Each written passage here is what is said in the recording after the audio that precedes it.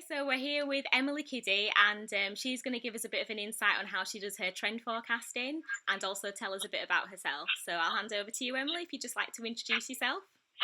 Yeah, well, as you know, I'm Emily Kiddy. I've been a designer now for over 10 years. I gradually started to specialise in the children's wear industry. Yes, I own Kids Limited now, which is a company I set up, which offers basically creative design solutions to a variety of kids wear brands and retailers and other freelance designers basically worldwide. Oh, wonderful. Okay, so could you describe a typical day in your life or how your weeks typically run? I think they vary a lot. I'm always working for different designers or different brands or whatever, so it's always kind of quite different. But typically, I'll always spend at least a day working on my trend magazine, which I release a week, and that becomes more days of the week as it gets towards publishing it. I usually spend a couple of days of the week doing design work for whichever brand I'm doing, but it's always very diverse. It can be sometimes kids' sportswear, outerwear, to kind of everyday high street wear. So it's always, again, very different week to week. And then I also do lots of lecturing. So I lecture on trend forecasting, branding, fashion marketing each week as well. So usually quite a diverse week, which is really, really nice. Sound very busy. Where can people find your trend magazine? Where can we find it? Mm-hmm. Yeah, online. So I have a little blog called Emily Kiddy. If you Google Emily Kiddy, it comes up straight away. So I always release things on there. And now, since I've established the business Kids Limited, I also have a website for that. But it's nowhere near as popular as my blog at the moment because the blog's been running for 10 years. So the blog's the best place to find it. And you can either buy it as a PDF or a physical hard copy, which I self-publish through blurb.com. Oh, wonderful. And Pinterest as well. That's another wonderful Yes, place. yes, Pinterest was almost like an accident, but yeah, Pinterest has become really, really popular at mine. So actually a lot comes through that. But yeah, to find the actual trend report, it's probably best going to look on the blog. Brilliant. Okay, so what do you enjoy most about what you do? If you can I think, like you already asked me, the diversity. You know, one day I can be doing trend, the next day I can be designing a collection for a children's wear brand, and then another day I can be working with people, lecturing, helping other students out. So it's just a diversity. Yeah. No time to get bored. Yeah, exactly. Yeah, I'm not very good at being bored. I'm always doing something. Yeah. And do you have any advice for other designers who are struggling with their work or how they're actually interpreting trends or finding trends? I think the main thing is that sometimes people I see trying to create, especially like some of the other students I've worked with, like trends that are too broad. So they'll have a colour palette sometimes of 15, 20 colours, whereas you just try and be, quite condensed. Try and have like 5 colours and maybe a few highlight colours, and be really specific about your trends. If it's getting too diverse, split it into 2 trends, because that's when it can become quite difficult and difficult to sort of translate. And also when you give it to a designer, if you've got something that's too broad, they don't know where to start, and often you'll get something back that isn't quite what you had in mind. So just be really, really specific. Mm-hmm. Do you think it helps to have an end client in mind when you are working on the trends and designing? Yeah, definitely. Because I guess, if you've got a specific brand, then obviously look at what they're doing, what their typical handwriting is. Because if you throw something that's completely totally off what they would do, it's just going to frighten them. But offer them something new while sticking to their handwriting is a really, really good idea.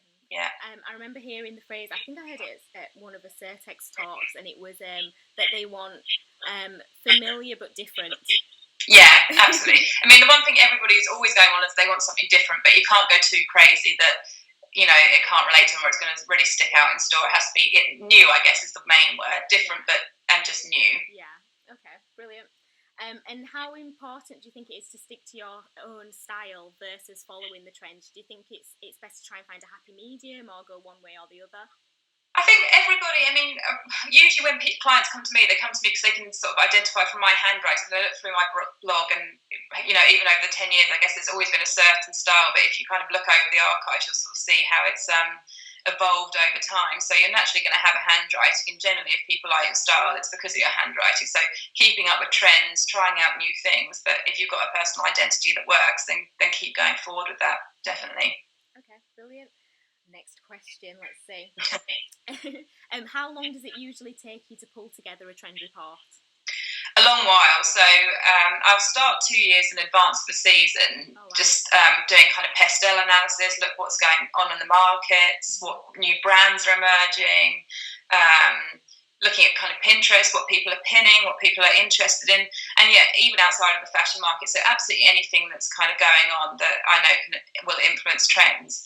And then I'll gradually start thinking about stories that might be emerging that I could make into trend stories. And then after about a year of browsing, and obviously I'll be working multiple magazines because obviously I have them coming out every 6 months. But at the 1 year mark, I'll start really pulling images together to define those 5 stories that I publish.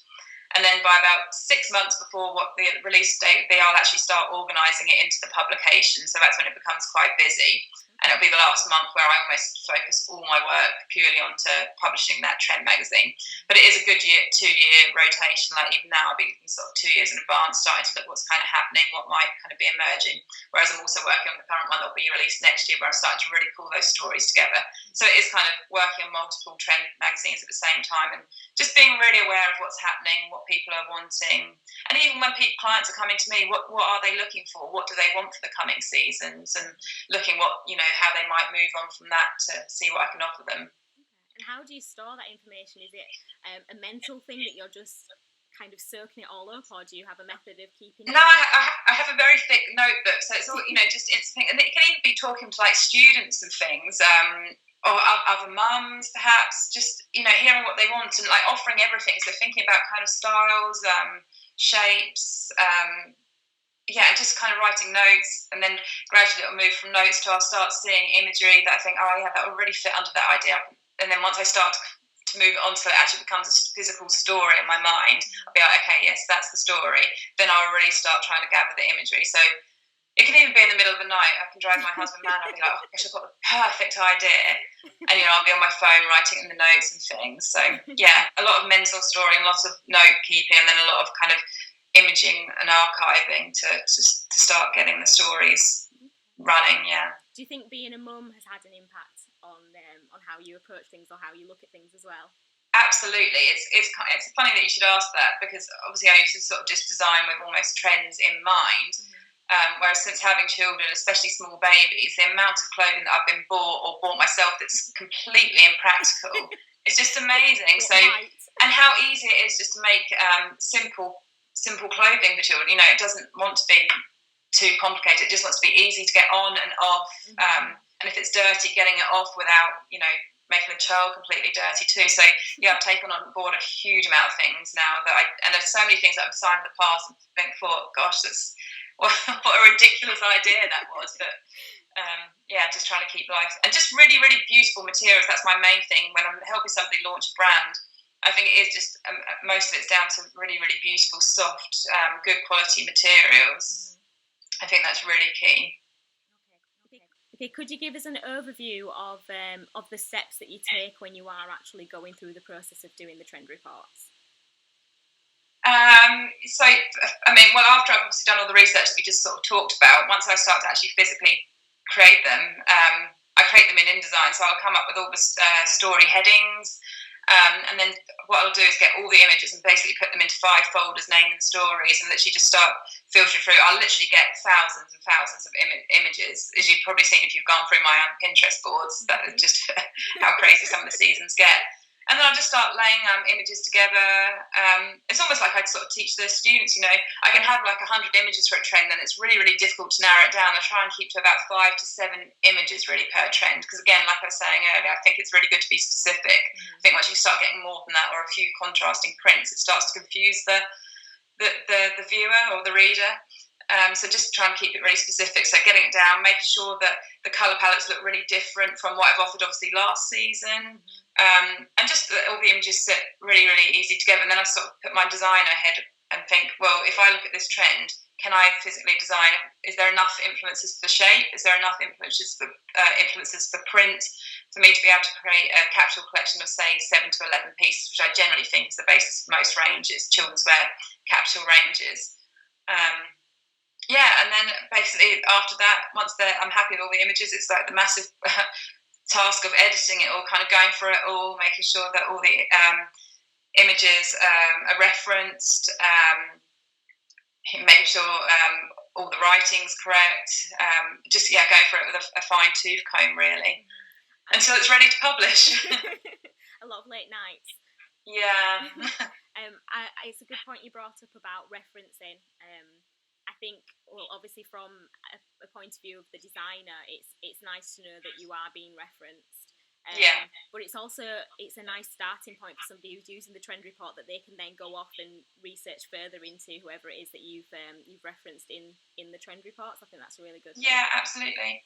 And then also lots of people actually do go on to go and try and buy those designers' prints and stuff. So especially when I'm featuring, because I do like loads of new and upcoming designers, because I think that's obviously where you get the, some real new handwriting rather than designers that have been in the industry for years. Although they've got beautiful handwriting, people are very used to it. Whereas if you get somebody that's new, it's really, really exciting for people. So I quite often sell it to a brand, and they'll go and end up buying the actual print or getting the designer to produce something similar for them under that heading. So it's been really good for things like that. Oh, that's good. Do you have any tips for designers on how to become trend savvy and how to try and spot trends themselves? I mean, again, going on what I was talking about earlier, I mean, looking outside of the fashion world, because one common mistake, especially when I'm lecturing on trend, is I get a student that's created a trend board with all images from catwalks or images of fashion images, and it's not about that. It's about looking at the bigger picture. Again, what's emerging in the market, what new brands are coming through, what's happening in society at the moment, how's that going to affect the consumer? Because that's where often trends come from and should come from, and how that's kind of going to affect people's buying motives in the coming years. So it really is looking at the bigger picture and thinking about it all the time. I mean, although it seems a long way off and lots of people are working on different seasons at the same time, but now, thinking for sort of 2 years ahead now, what is happening at the moment, what's in the news, what are magazines featuring, what are brands doing, especially like those new really innovative brands, and even technology and things, what's happening and how could that have an effect upon people's buying motives, like going forward, and trying to create that into a trend. So it really is just thinking the whole time what's kind of going on and analysing it. Okay, that's great. Do you think it's important to consider global events, or for example, even something down to a huge new Star Wars film coming out, how that trickles down and impacts, the interest in space and, all of those kind of things? Absolutely. Music and film are a huge influence, of course. I mean, when you've got something like Star Wars, you'll always see some kind of trend that's going to come up that's space related or whatever. And also, like you said, I mean, international events too. I mean, people that buy my trend magazine, they're not just UK or European based, they're coming from all around the world. And although they want to kind of know what's going on in Europe, that I tend to always make each one of my trends almost, especially if it's sort of like a location thing. Like, for example, I had something recently that was on Mexico. I've had other things that are, kind of got like African features. Another thing that kind of looked at like Australian outback influences of things. So it's trying to like build influences from all the way around the world, and then kind of filtering it down into like a children's wear trend. So it is like a huge thing that you're trying to filter, but just looking everywhere and what's kind of going on internationally as well as at home in UK and Europe. Okay, brilliant. And what would you say are some of your favourite resources? One of my favourite resources, I do love trawling through Etsy actually, at all the upcoming brands and like handcrafted things that people are doing. There's some really beautiful ideas in that. I mean, you only have to go on Pinterest for 10 minutes, and I'm sure, if you follow a few people, they're looking at the same kind of thing. Any kind of new brands, I love looking at sort of Scandinavian brands too. I really love their kind of brand philosophy. And going off skew a bit, but the way they have like children's wear education in Scandinavia is really beautiful. How they're playing outdoors the whole time, and that really does sort of is represented in the children's clothing too. It's really, really naive, but really, really different. Yeah. And do you have any favourite brands or stores that you think are always really nailing it? Well, it varies. Like from high street ones, I love Mango Kids. I love Zara. Even like although Next isn't so fashion forward, they've got a really, really lovely formula. Even Bowden, which is like been a brand that's been established for years and hasn't moved on, it's still got a very good formula that kind of works for them and works really, really well. Jules, Kids, I absolutely love. I think they're really, really lovely. I love Country Road Australia, Cotton On, Stella McCartney Kids, just loads. And then also, like I said, loads of the Etsy shops. I can't remember them all the names, but they're featured a lot in my trend magazines. There's some really, really beautiful ones that people have. So just trawling through there. Oh, brilliant. Okay, well, thank you so much for your time. It's been a pleasure speaking to you, and thank you. It's been a pleasure speaking to you too.